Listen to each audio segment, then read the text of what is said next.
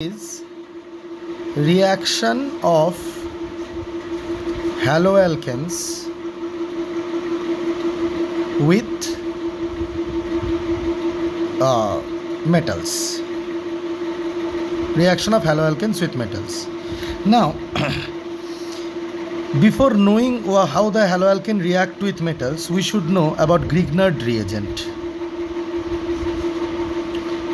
Grignard reagent is popularly denoted as RMgX.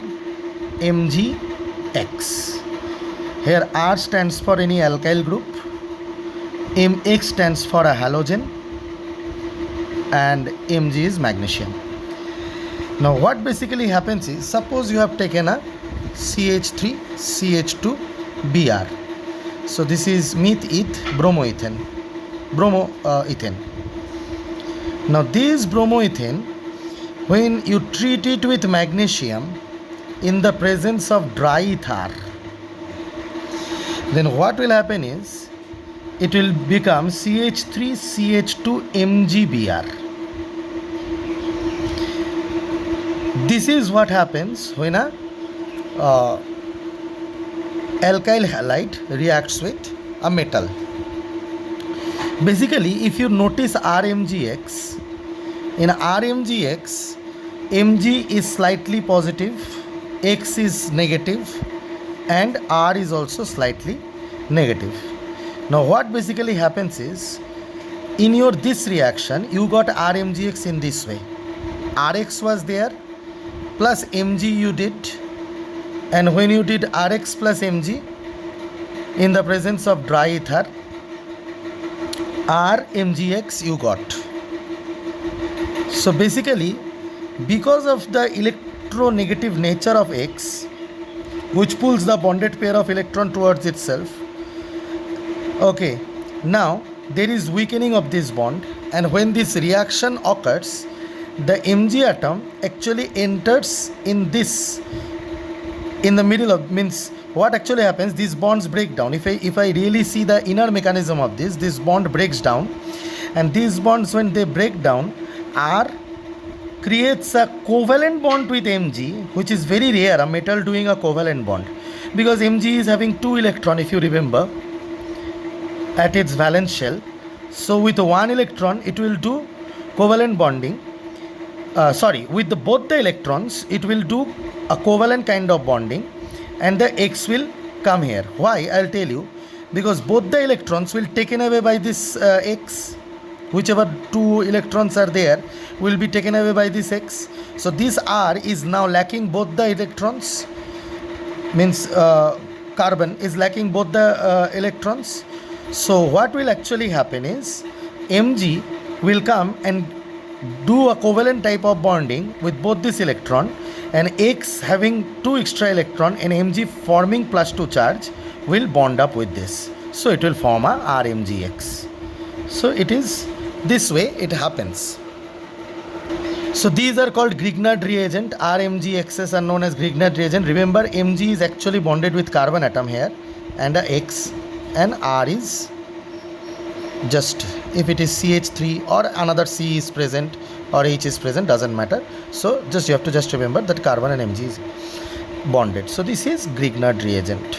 So creation of Grignard reagent occurs. One more fact about Grignard reagent that you should learn is, Grignard reagent accepts any proton source, accepts proton, that is H plus, from any source, any proton source, and becomes highly reactive to it. How? Suppose for example RMgX is there, okay, suppose it reacts with simply water. Water is not a that potent proton source like acids, but still is a source of proton. Even with H2O, what will happen is, R will come with H, and it will happen to be MgOHX. Just notice what has happened.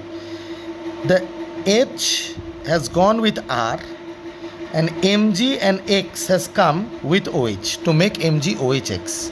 This is the reason why Grignard reagent should be stored in moisture free environment.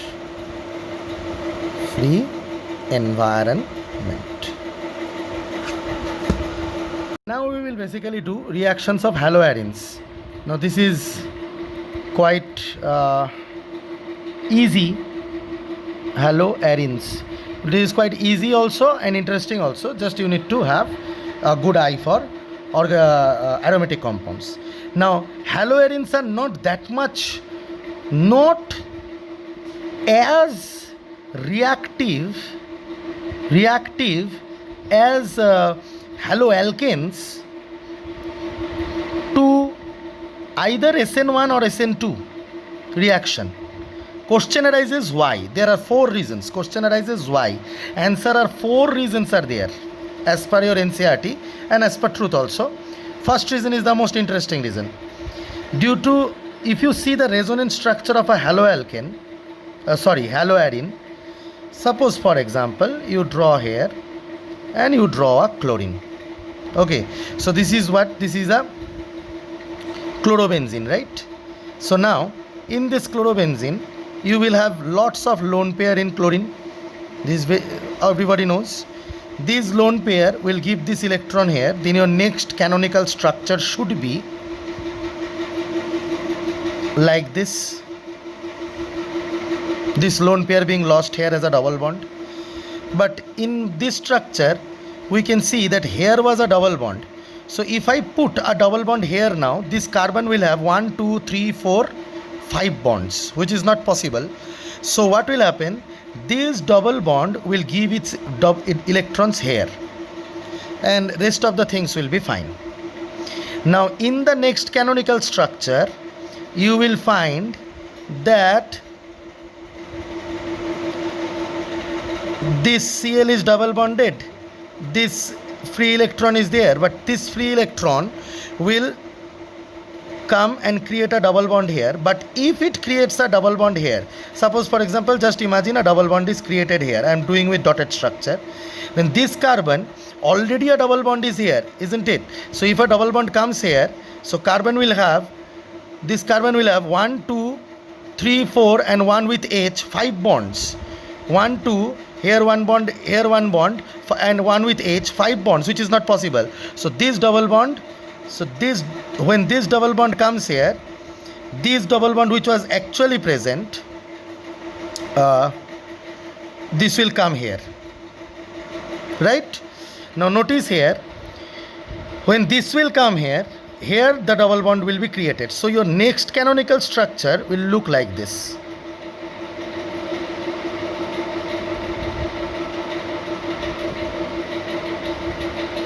Now again, if this comes here and creates a double bond, this will come here and create the electron. So your next canonical structure should look like this.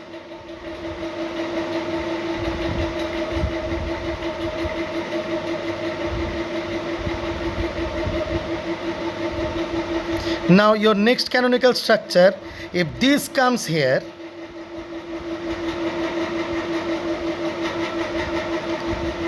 you see the position of the double bond has just altered and it is bonded to Cl.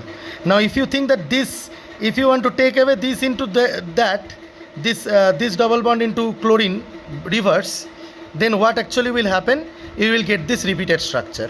But here if you notice this structure and this structure, you see in ortho and para position, first thing you notice, in ortho and para position there is electron richness. First point. But this is not the point why they don't undergo nucleophilic substitution reaction. But one point obviously, because you see, if the entire benzene ring becomes electron rich, then how can a nucleophile attack at any position? First thing. Second, you will tell that, sir, I am talking about substitution reaction. Why don't it substitute Cl? What is the problem there?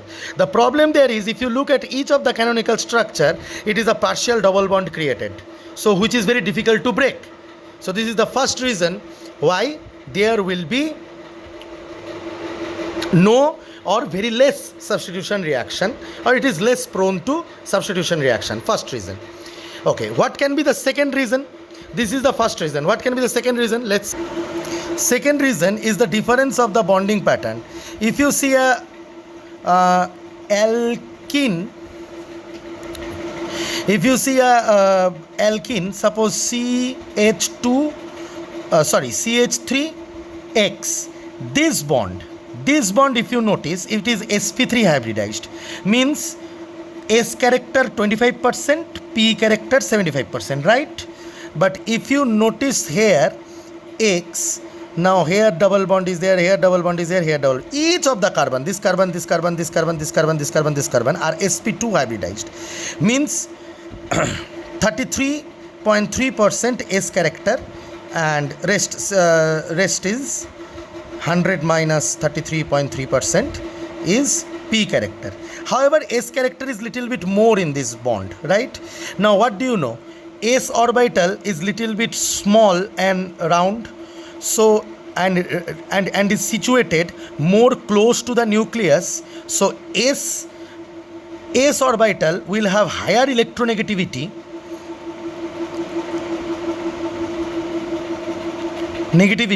than that of P. So if a bond having 75% P character will be less negativity. Oh, sorry, I said wrong. I should not have talked about electronegativity. I should have talked about bond length. I'm so sorry. Bond length. Okay. Now, 75% P character, you know that P is a longer orbital and S is a smaller orbital. So 75% P character means what? A longer bond. And 33% S character means 25% S character here. In place of 25% S character, you get here 33.3% S character, means it is a much more shorter bond. Now you know breaking down a longer bond is easier than breaking down a shorter bond. So that is one reason why nucleophilic substitution reaction is more possible here and less possible here. So I am sorry for talking about electronegativity. However, in terms of electronegativity, I was correct that S is having more electronegative nature than that of P. That is true. But here we have to understand in terms of bond character. Bond length. If 75% P character is there, we know P orbital is bigger in structure, so the bond length will be bigger, and here the bond length will be smaller. It is around 177 picometer and it is around 169 picometer. So this is one of the reason. Maybe the difference is very less, but this is one of the reason. So first reason, second reason why haloarenes do not go nucleophilic substitution reaction. Now, suppose for example, do you remember in SN1 reaction mechanism what was happening? Third reason I am giving. In SN1 reaction mechanism what was happening? Remember, in SN1 a carbocation was forming, right? Whatever is here doesn't matter. Oh sorry, after going off X, a carbocation was forming. Now suppose a phenyl carbocation is formed. Remember, phenyl carbocation cannot be stabilized. It is very unstable. Cannot be stabilized by resonance. Always in benzene we see that there is resonance, but once a carbocation is created at any position you wish, you will not be able to stabilize. You only think in your mind that how will you stabilize if there is a positive charge here? You will not be able to stabilize it, because all of them are sp2 hybridized. sp2 hybridized, it is as if one p orbital is at up like this, and there is double bond created. But here also p orbital is there. ये plus sign क्यों आया है? क्योंकि इसका एक sp2 hybridised orbital भाग गया. Double bond तो sp2 हाइब्रिडाइज्ड ऑर्बिटल से क्रिएट नहीं होता है. जो pz ऑर्बिटल बाकी रहता है उसके साथ ओवरलैप करके डबल बॉन्ड क्रिएट होता है, राइट, जिससे इलेक्ट्रॉन क्लाउड तैयार होता है. ये मैंने बेंजीन के बेसिक वीडियो में भी बताया था। लेकिन भागा तो है दूसरे मतलब sp2 हाइब्रिडाइज्ड ऑर्बिटल से, तो उसको सेटिस्फाई करने के लिए कौन जाएगा, उसको रेजोनेंस करने के लिए कोई नहीं जाएगा। तो phenyl carbocation can not be resonance stabilised. तो ये एक तीसरा रीज़न है जिसके वजह से क्या होता है कि ये न्यूक्लियोफिलिक सब्स्टिट्यूशन रिएक्शन नहीं करना चाहता। और fourth reason is benzene ring खुद एक इलेक्ट्रॉन रिच रिंग है। तुम सोचो तो इसके ऊपर पी इलेक्ट्रॉन क्लाउड है, इसके नीचे भी पी इलेक्ट्रॉन क्लाउड है, यहीं पे डायग्राम में मैंने दिखाया है। तो पी इलेक्ट्रॉन क्लाउड में एक इलेक्ट्रॉन रिच न्यूक्लियोफाइल आएगा, ये भी सोचना थोड़ा सा टफ होता है न्यूक्लियोफाइल के लिए। तो ये फोर्थ रीज़न। तो क्या है, एक करके रीज़न। फर्स्ट रीज़न है कि रेजोनेंस स्टेबिलाइज होकर क्या होता है, डबल बॉन्ड क्रिएट होता है, तो हटाना मुश्किल हो जाता है। सेकंड रीज़न ये है, तो ज़्यादा एस कैरेक्टर रहने की वजह से बॉन्ड छोटा होता है, टूट नहीं सकता। फोर्थ इज SN1 मैकेनिज्म तो होगा ही नहीं कभी भी। क्यों SN1 मैकेनिज्म कभी नहीं होगा कि Cl चला जाएगा और फिर फिनाइल कटायन तो तैयार होगा कार्बोकटायन जैसा, फिर आके OH मारेगा, या जैसे आपने सीखे थे वो नहीं होगा, क्योंकि फिनाइल कटायन कभी रेजोनेंस स्टेबलाइज होता नहीं। उसका रीज़न मैंने यहाँ बताया। और बेंजीन खुद इलेक्ट्रॉन रिच होता है, तो उसमें क्या न्यूक्लियोफाइल आके मारेगा। ठीक है, फिर भी टफ होने से भी न्यूक्लियोफिलिक सब्स्टिट्यूशन रिएक्शन थोड़ा बहुत होता है। तो हम लोग देखेंगे कि कैसे। सबसे पहले तो ये इंटरेस्टिंग है, आप क्या करोगे, Cl सोचो यहाँ पे Cl है, तो आप अगर ट्रीट करोगे इसको NaOH से और ट्रीट करोगे 623 केल्विन, ये कम टेम्परेचर नहीं है, सोच के देखो 623 केल्विन मतलब कितना हाई टेम्परेचर है। ठीक है, बहुत ज़्यादा हीट देना पड़ रहा है आपको, और इन प्रेजेंस ऑफ एसिड। तो ये तीन कंडीशन मेंटेन करो, और हाई प्रेशर 300 ATM, तो ये तो एक्सट्रीम कंडीशन हो गया। अब कोई आपको क्वेश्चन पूछ लेगा कि बता बेटा यहाँ पे इसका न्यूक्लियोफिलिक अटैक करने के लिए यहाँ पे NaOH डाला है, इसमें से OH आके जस्ट Cl को हटाएगा, इसके लिए इतना एक्सट्रीम कंडीशन देने का ज़रूरत क्या था। तो उसका रीजंस पहले मैंने बता दिया, क्योंकि इसका न्यूक्लियोफिलिक सब्स्टिट्यूशन रिएक्शन आसानी से नहीं होता है, इसलिए आपको ये सारा एक्सट्रीम कंडीशन याद रखना पड़ेगा, और इस एक्सट्रीम कंडीशंस में होता है। लेकिन यहाँ पर एक मज़े का चीज़ है, अगर आपने ऐसा कुछ किया कि आपने ना ये वाला कंपाउंड लिया, सोचो इसको आप क्या करके बुलाओगे, ये जैसे क्लोरोबेंजीन हो गया, ये हो गया 1 2 3 4 1 1 2 3 4 1 क्लोरो 4 नाइट्रोबेंजीन।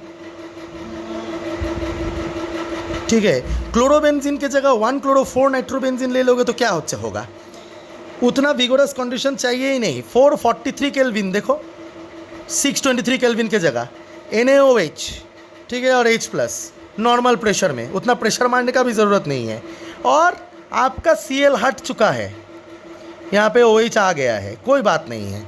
और याद रखना, यहाँ पे हमेशा अगर कोई मैकेनिज्म पूछ लेगा तो SN2 मैकेनिज्म हो रहा है, मतलब बाईमोलिकुलर रिएक्शन है। कॉन्सेंट्रेशन ऑफ NaOH के ऊपर भी डिपेंड करेगा और कॉन्सेंट्रेशन ऑफ इसके ऊपर भी डिपेंड करेगा। मैंने बताया SN1 रिएक्शन कभी नहीं होगा। क्यों नहीं होगा, मैंने रीज़न बताया, क्योंकि फिनाइल कटायन फॉर्म होगा तो वो स्टेबिलाइज नहीं होगा, तो हमेशा SN2। ठीक है, तो एनीवे ये रिएक्शन इस रिएक्शन से आसान क्यों है, सिर्फ इतना ही नहीं, और एक दिखाता हूँ, ये रिएक्शन और ज़्यादा आसान है। ये रिएक्शन और ज़्यादा आसान है। NO2 लिया यहाँ पे, NO2 लिया यहाँ पे, मतलब सब्स्टिट्यूटेड आप हेलो एल्किन ले लो नाइट्रो से। तो यहाँ पे क्या हो रहा है, हाँ, तो यहाँ पे NO2 दिया, यहाँ पे सिर्फ ऑर्थो पोजीशन में दिया था, यहाँ पे मैंने पैरा पोजीशन में यहाँ पे सिर्फ पैरा पोजीशन में दिया था, अभी यहाँ पे ऑर्थो पोजीशन पैरा पोजीशन दोनों में दिया है। तो इसमें कंडीशंस देखो, इसमें कंडीशन है 368 केल्विन। वाओ, NaOH तो लेना ही पड़ेगा क्योंकि OH आपका ये बनेगा, न्यूक्लियोफाइल बनेगा, और एसिड का प्रेजेंस चाहिए, तो इसमें और आसानी से सब्स्टिट्यूशन हो गया। अब जनता के दिमाग में क्वेश्चन है, ये क्या हो रहा है, जितना NO2 देखो, पहला वाला में था ही नहीं इतना विगोरस, और विगोरसिटी का रीज़न मैंने बताया था, एक्सट्रीम कंडीशन घट गया। एक NO2 क्या होगा, 2 NO2, ऑब्वियसली ये तो समझ में आता है, एक NO2 अगर थोड़ा सा घटाएगा 2 NO2 और घटा देगा तो 3 NO2 रहेगा। तो अगर 3 NO2 रहा तो क्या होगा, अगर 3 NO2 रहेगा तो ऐसा ऐसा ऐसा पैरा पोजिशन 1, ये क्लोरीन है, फर्स्ट 1 2 3 1 3 5, यहाँ पे मैंने गलत बताया था, ये फर्स्ट सेकंड थर्ड पोजीशन 1 3, हाँ। तो एनीवे ये हो गया 1 3 5 tri nitro chloro, oh no no no sorry 2 3, I am so sorry, हाँ 1, ये 1 ही होगा, ये 1 4 ही होगा, मैंने गलत बताया था, सॉरी। ये 1 पोजीशन अगर पकड़ूँ तो 2 3 4 5 6, 1 क्लोरो 2 4 6 ट्राइनाइट्रो बेंजीन है ये, 1 क्लोरो 2 4 6 ट्राइनाइट्रो बेंजीन। तो अभी इसमें आपको ये देने की ज़रूरत नहीं है, खाली वार्म करो बेचारे को, H+ के प्रेजेंट में NaOH तो डालना ही पड़ेगा थोड़ा सा, ठीक है। और ओ वार्म करो, NaOH भी मत डालो, H2O डालो, H2O जो OH निकलेगा एसिड के प्रेजेंस में, उसी से काम हो जाएगा, कल्याण हो जाएगा इसका, OH हो जाएगा। ये क्या हो रहा है भाई, ये घट क्यों गया, इतना प्रोन हो गया, मतलब ये जाहिर सी बात है NO2 के प्रेजेंट के वजह से न्यूक्लियोफिलिक सब्स्टिट्यूशन रिएक्शन ज़्यादा प्रोन हो रहा है इस बेंजीन रिंग में। क्यों हो रहा है, चलो उस चीज़ को समझते हैं। एक्चुअली मैं एक सच बात बताऊं, इस चीज़ को तुम लोग सीख चुके हो, लेकिन मैंने नहीं बताया था, मैं इसका रीज़न अभी बताता हूँ। देखो यहाँ पे क्या होता है, जब क्लोरीन प्रेजेंस रहता है तो ऑर्थो पोजिशन, पैरा पोजिशन और ऑर्थो पोजिशन, मतलब ऑर्थो और पैरा पोजिशन में इलेक्ट्रॉन डेंसिटी रहता है। NO2 क्या है, NO2 को अगर गौर से देखोगे तो N के ऊपर पॉजिटिव चार्ज होता है, राइट, है ना, N के ऊपर पॉजिटिव चार्ज होता है। तो इस साइड से अगर अटैक होगा, अगर नाइट्रो O से अटैक होगा तो नाइट्रोसो बोलते हैं उस चेन स्पीसीज को या कार्बन कंपाउंड को, लेकिन N+ से अटैक होगा तो नाइट्रो, मैंने नाम भी नाइट्रो दिया था, पता होगा। लेकिन ये बेचारा अगर यहाँ जाके लग जाएगा तो ये तो इलेक्ट्रॉन विदड्रॉइंग ग्रुप होगा ना, तो ये जो इलेक्ट्रॉन विदड्रॉइंग ग्रुप हो जाएगा तो इसके वजह से क्या हुआ, यहाँ पे इलेक्ट्रॉन घूम रहा था, क्लोरीन यहाँ से इलेक्ट्रॉन ट्रांसफ़र करके इलेक्ट्रॉन घुमा रहा था, जिसके वजह से ये रिंग क्या हो रहा था, ये रिंग न्यूक्लियोफिलिक सब्स्टिट्यूशन रिएक्शन के लिए तैयार नहीं था, तो लेस रिएक्टिव हो गया था, डीएक्टिवेट हो गया था। ये बेचारा यहाँ पे उसी जगह में आके लग के एज इफ एक बैलेंसिंग इफेक्ट दे रहा है, एज इफ एक बैलेंसिंग इफेक्ट दे के बोल रहा है कि ठीक है, आप यहाँ पे इलेक्ट्रॉन पूरा एकदम डिस्ट्रीब्यूट कर रहे हो, मैं उस इलेक्ट्रॉन को खींच के स्टेबलाइज कर दूंगा। तो इसका मतलब इसीलिए NO2 के प्रेजेंस के वजह से न्यूक्लियोफिलिक सब्स्टिट्यूशन रिएक्शन ज़्यादा अच्छा होता है। यही चीज़ आपके बुक में थोड़ा सा कॉम्प्लिकेटेड करके किया हुआ है, तो आप जब पढ़ोगे ताकि आपको दिक्कत ना हो तो मैं समझा देता हूँ। देखो, पैरा पोजिशन में NO2 है, N में प्लस साइन, O में माइनस साइन N। अब क्या हो रहा है, ये O- जब यहाँ पे अटैक करेगा तो इलेक्ट्रॉन यहाँ पे घूमेगा। देखो, ऑर्थो पैरा ऑर्थो पोजिशन में घूमेगा, तो ये पूरा एकदम इलेक्ट्रॉन रिच रिंग हो जाएगा। लेकिन नाइट्रो प्रेजेंट है, नाइट्रो क्या है, इलेक्ट्रॉन विदड्रॉइंग ग्रुप, अब ये इलेक्ट्रॉन विदड्रॉ करता रहेगा यहाँ से, ठीक है। तो इस वजह से ये फास्ट स्टेप होके अच्छा आसानी से हो जाएगा। ये स्लो स्टेप है, तो देखा, ये अगर स्लो स्टेप है तो ये दो चीज़ के कॉन्सेंट्रेशन के ऊपर डिपेंड कर रहा है, एक तो para isomer of the nitrochloro benzene और एक तो OH-, तो बाई मॉलिक्यूलर रिएक्शन है। ये दिमाग में रखना, ये तुम्हारे बुक में नहीं लिखा हुआ है। और ये ऑर्थो आइसोमर से समझाया एक ही बात है, अगर Cl is a electron donating group in the benzene ring which will donate electron in the benzene ring, अगर ऑर्थो पैरा, जैसे आपने सीखा है अभी वीडियो में कि अगर ऑर्थो पैरा और ऑर्थो पोजीशन में इलेक्ट्रॉन रीच करेगा तो कहीं भी लगाओ ना, ऑर्थो में लगाओ पैरा में लगाओ, वो सेम वे में इलेक्ट्रॉन खींच लेगा, ठीक है। और ये इलेक्ट्रॉन रीच जब बन जाएगा, इलेक्ट्रॉन इधर से खींच लेगा, तो आसानी से हो जाएगा रिएक्शन। लेकिन मेटा पोजिशन में क्यों नहीं होता है, ये क्वेश्चन तो अराइज करना चाहिए, मेटा पोजीशन में क्यों नहीं होता है। यहाँ पे देख रहे हो, can you think why does NO2 group show effect only at ortho and para position and not at meta position. यहाँ पे रामायण लिख के रखा है, आंसर सेम है। आंसर क्या है, आंसर मेरे कॉपी में यहाँ पे है। कहीं देखा है कि मेटा पोजीशन में कभी इलेक्ट्रॉन डेंसिटी आया था, जब रेजोनेंस हुआ था नहीं आया था, तो यहाँ पे NO2 होके भी क्या फ़ायदा, यहाँ से इलेक्ट्रॉन खींच नहीं पाएगा। इसलिए मेटा पोजिशन में नाइट्रोजन प्रेजेंट है तो कोई न्यूक्लियोफिलिक सब्स्टिट्यूशन रिएक्शन में हेल्प नहीं होगा, लेकिन हाँ पैरा पोजिशन में प्रेजेंट है, ऑर्थो पोजिशन में प्रेजेंट है तो हेल्प होगा, जो कि यहाँ पे दिख रहा है। आई होप कि ये बात आप लोगों को क्लियर है। देखो ऑर्गेनिक केमिस्ट्री प्रैक्टिस की बात है, मेरा वीडियो देख के आपको समझ में एकदम से आ जाएगा ऐसा नहीं है, मेरा वीडियो देख के कॉन्सेप्ट क्लियर हो सकता है, लेकिन अच्छे से समझने के लिए और इसको एग्ज़ाम में प्रिपेयर करने के लायक करने के लिए आपको अच्छे से क्या करना पड़ता है, इसको प्रैक्टिस करना होता है। ऐसे प्रैक्टिस नहीं करना चाहते हो, मेरे कॉपी में जिससे है वैसे प्रैक्टिस करो, कोई बात नहीं। So your next topic is electrophilic substitution reaction of benzene ring. Electrophilic substitution reaction. Now in this electrophilic substitution reaction, obviously I hope you understand that an electrophile will come. And electrophile is coming means what? Positively charged or electron deficient atom or group will come. Right, a positively charged electron deficient, like NO2 if attacks from inside is an electrophile, like that. Okay, so now same resonating structure of benzene, if you see same structure, if suppose a X is there, X will have extra electron, it will give here, make a double bond, then in the next canonical structure the double bond here an electron density reach will become, because if I consider here just hold on, if I consider here a double bond, then again this double bond will come and create electron, this will come and create here, and this will come, this structure you have just seen in my video. Okay, so here. So if anyone asks you a question that which are the position for electrophilic attack, obviously ortho and para. ठीक है, obviously ortho and para are the positions for electrophilic attack. Now your heart में little bit sore, sir Meta को इतना ignore क्यों करता है? मैं नहीं करता हूँ, ये X कर रहा है।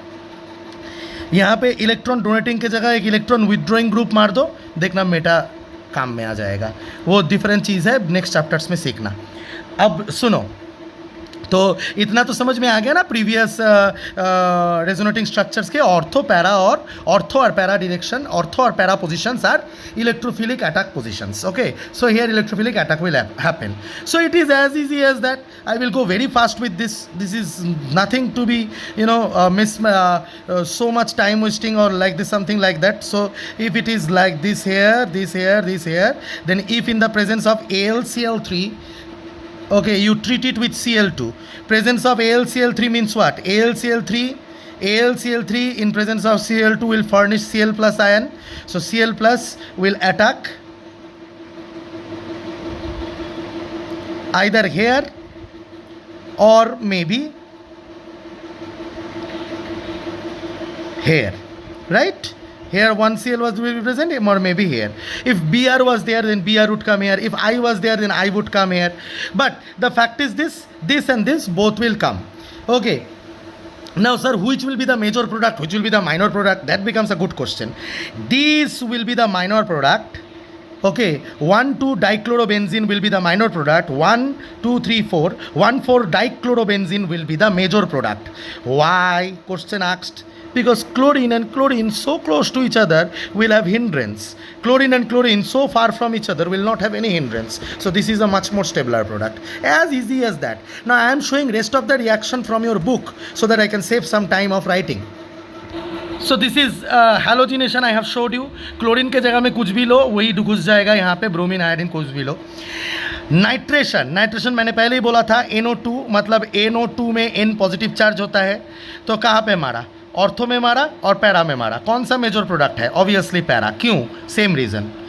ये H2SO4 हीट के प्रेजेंस में SO3H, H2SO4 से अगर आपने SO3H निकाला है तो हमेशा याद रखना इस S का पॉजिटिव चार्ज होता है. इसका ऑक्सीडेशन नंबर भी निकाल के देख सकते हो, इसका पॉजिटिव चार्ज आएगा. ठीक है, तो एक H माइनस यहाँ से चला जाएगा, ऐसे टूटता है ये. ठीक है, H माइनस SO3H प्लस. सो ये इधर अटैक मारेगा, definitely this is a major product. इसका नाम क्या है? Chlorobenzene sulphonic acid. Four chlorobenzene, two chlorobenzene sulphonic acid, four chlorobenzene sulphonic acid. क्या ये बहुत टफ है? बहुत आसान है. आई होप दैट अभी कोई दिक्कत होना ही नहीं चाहिए. और ये है फ्रीडल क्राफ्ट्स रिएक्शन. इसको बोलते हैं, ये पहला वाला जो है यहाँ तो आपके बुक में लिखा हुआ नहीं है, इसको बोलते हैं फ्रीडल क्राफ्ट एल्काइलेशन है, और इसको बोलते हैं इन्हें धर फ्रीडल क्राफ्ट एसाइलेशन। सर ऐसा क्यों एल्काइलेशन और एसाइलेशन? इधर देखो ना, CH3Cl in the presence of Cl3 will create CH3 plus. So when CH3 plus will be created, then CH3 plus will attack here and here. So this is a major product. क्या आप फर्क पड़ता है इसको? Same way में reaction को सोचना चाहिए। इलेक्ट्रोफिलिक सब्स्टिट्यूशन रिएक्शन हो रहा है। इलेक्ट्रोफिलिक सब्स्टिट्यूशन क्यों? कोई ना इसको इलेक्ट्रोफिलिक अटैक बोलता रहता है, मैं भी बोलता रहता हूँ। अटैक तो है लेकिन सब्स्टिट्यूट कर रहा है किसको बोलो तो? हाइड्रोजन जो बंधा हुआ था उसको निकाल रहा है, याद रखना, वो भूलना मत। ठीक है तो सर इसका मतलब यहाँ से HCl भी निकल रहा है? हाँ निकल रहा है, तो लिखा नहीं आपके बुक में, निकल रहा है, ये Cl और HCl निकलता है। ठीक है अच्छा, और इसको बोलते हैं फ्रीडल क्राफ्ट एल्काइलेशन, क्योंकि बेंजीन रिंग को एल्काइलेट को कर दिया आपने। और ये फ्रीडल क्राफ्ट साइंटिस्ट का नाम है। एसाइलेशन क्योंकि देखो ये CH3COCl, ठीक है, तो अगर CH3C डबल बॉन्ड O इधर पॉजिटिव चार्ज और Cl निकल के चला जाए तो इधर से अटैक होगा। देखो इधर से अटैक हुआ है, C डबल बॉन्ड O इधर अटैक हुआ है। देखा कोई दिक्कत है, कोई शक के सवाल?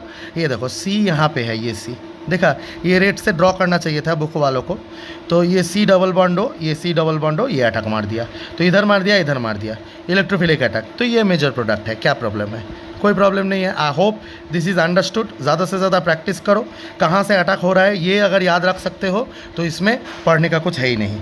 ठीक है, तो I hope that you have understood up to this much. Last but not the least, reaction with metal, Wurtz Fittig reaction, कुछ भी नहीं है। एक से ये एक क्लोरोबेंजीन है Na in the presence of dry ether. अगर आपने एक क्लोरो एल्केन भी ले लिया या हेलो एल्केन ले लिया तो ये Na और X एक साथ निकल जाएगा, और जब Na और X एक साथ निकल गया R पॉजिटिवली चार्ज बन जाएगा, और यहाँ पे X को सॉरी थोड़ा गलत बता गया। ये Na और RX के प्रेजेंट में, ये RX के ड्राई ईथर के प्रेजेंस में ये X को लेके ये Na निकल जाएगा, और ये X भी यहाँ पे एक्चुअली बैलेंस करके 2 आना चाहिए था, यहाँ पे 2 आना चाहिए था एनीवे। तो और क्या होगा, ये R जो है ये R इस X को हटा के सब्स्टिट्यूट करके इधर बैठ जाएगा। ये कोई ग्रीगनार्ड रिएजेंट क्रिएट नहीं हो रहा है, लेकिन बस ये डायरेक्ट याद रखो Na और RX के प्रेजेंट में, ड्राई ईथर के प्रेजेंट में क्या होगा कि जैसे ड्राई ईथर के प्रेजेंट में मेटल का रिएक्ट हुआ था, ग्रीगनार्ड रिएजेंट क्रिएट किया था, यहाँ पे ग्रीगनार्ड रिएजेंट क्रिएट नहीं हो रहा है। मेटल X को लेके, ये X को लेके निकल के बाहर जा रहा है, और ये R जाके इधर अटैक कर रहा है, इजी रिएक्शन। और ये है 2 ये लेने से, ये अगर 2 मॉलिक्यूल लोगे तो ऐसा कुछ हो सकता है, एक मॉलिक्यूल ऐसा और दूसरा मॉलिक्यूल ऐसा, जो कि यहाँ पे हुआ है। तो सर ये X कहाँ गया? ये जो 2NaX निकल गया, Na ये 2X को लेके निकल गया, कोई बात नहीं, और ये डाइफिनाइल क्रिएट कर गया। तो ये रिएक्शंस जनरली हमको लर्न करनी होती है, उतना तो इसमें लॉजिक है नहीं। तो आई होप दैट आपने समझ लिया। ये आपका चैप्टर ख़त्म है। क्यों? क्योंकि आप बोलोगे सर पॉलीहाइड्रोजन कंपाउंड पढ़ाओ, इसमें सिर्फ मैंने पढ़ के देखा है, देखो रेड मार्क किया हुआ है। क्या लिखा है मैं बताता हूँ। डाइक्लोरोमीथेन कितना हार्मफुल है, नर्वस सिस्टम के लिए हार्मफुल है। कोई अगर किसी के अगर हाथ में लग गया तो हाथ में सोर्स हो जाते हैं, आइज़ के लिए हार्मफुल है, कॉर्निया जला सकता है, ये सब चीज़ें लिखी हुई हैं। ठीक है, मिथिलीन क्लोराइड बोलते हैं, सेंट्रल नर्वस सिस्टम को अटैक करता है। ट्राइक्लोरोमीथेन, क्लोरोफॉर्म पहले एनेस्थेटिक करके यूज़ किया जाता था, लेकिन बाद में और दूसरा एनेस्थेटिक आ गया। ठीक है, ये बहुत ही इफ़ेक्टिव एनेस्थेटिक था। ठीक है, लेकिन कुछ ज़्यादा ही पीपल को, आदमी लोग को ज़्यादा ही कुछ कोमा में, या कोमा बोल रहा हूँ मतलब अनकॉन्शियस हाल में पहुँचाने के लिए दायी है। यहाँ पे देखो 900 पार्ट्स पर मिलियन आपका can cause short term dizziness, फैटिक, headache के सब साइड इफ़ेक्ट्स होता था, इसीलिए इसको हटा दिया गया। और नया एनेस्थेटिक आ गया। अभी इसको हमेशा मॉइस्चर से या एयर से दूर स्टोर किया जाता है, क्योंकि ऑक्सीजन के प्रेजेंस में ये फॉस्जीन क्रिएट कर देता है। ये एक हार्मफुल गैस है, इसीलिए इसको खाया भी नहीं जा सकता। आप अगर खाओगे तो आपके लीवर में जाके ये रिएक्शन होगा, ये रिएक्शन होकर फॉस्जीन क्रिएट होगा, जो एक हार्मफुल गैस है। आप इसको खा भी नहीं सकते, ठीक है। आपके शरीर के अंदर चला गया तो प्रॉब्लम होगा, ठीक है। तो ये और ये हो गया आपका क्लोरोफॉर्म। और ट्राईआयोडोमीथेन पहले एंटीसेप्टिक करके यूज़ किया जाता था। क्यों? ट्राईआयोडोमीथेन की वजह से नहीं, वहाँ से जो ट्राईआयोडोमीथेन मतलब क्या, CIIIH, तो ये बहुत बड़ा लंबा बॉन्ड है, आसानी से टूट जाता था और आई रिलीज़ हो जाता था। और आयोडीन में एंटीसेप्टिक कैरेक्टर होता है, तो इसलिए यूज़ किया जाता था, लेकिन बाद में बंद कर दिया, दूसरा यूज़ करते हैं, ठीक है। टेट्राक्लोरोमीथेन मतलब CCl4 का भी वही नोजिया, हेडेक, ये सब काम करता है। ओजोन लेयर डिप्लेट करता है, ये सब पढ़े हो ना छोटे क्लास में, वही सब लिखा हुआ है, ठीक है। और कुछ लिखा हुआ नहीं है, आप थोड़ा पढ़ के भी देख सकते हो क्या यूजेस है, क्या हार्मफुलनेस है, बस इतना लिखा हुआ है। सेम फ्रियॉन्स का भी ये DDT जो है, DDT क्यों यूज़ होता था, कब यूज़ हुआ था, वर्ल्ड वॉर 2 में, फिर बंद क्यों हो गया, ये है DDT, डाइफिनाइल डाइक्लोरोटोल्यूइन, तो सॉरी डाइफिनाइल डाइक्लोरो टेट्राक्लोरोइथेन, ठीक है। Diphenyl dichloro tetrachloroethane. यहाँ पे एक C है, मैं स्ट्रक्चर को समझा देता हूँ जो इंटरेस्टिंग चीज़ है। यहाँ पे अगर C है तो ये देखो, डाइफिनाइल ट्राइक्लोरोइथेन, एक C है इसलिए इथेन। ओह ना, वेट लेट मी थिंक। इसका है डाइफिनाइल ट्राइक्लोरोइथेन, एक C है। कितना गधा हूँ मैं, ये देखो और एक C है यहाँ पे, अब हुआ इथेन, ठीक है। डाइफिनाइल ट्राइक्लोरोमीथेन, ठीक है।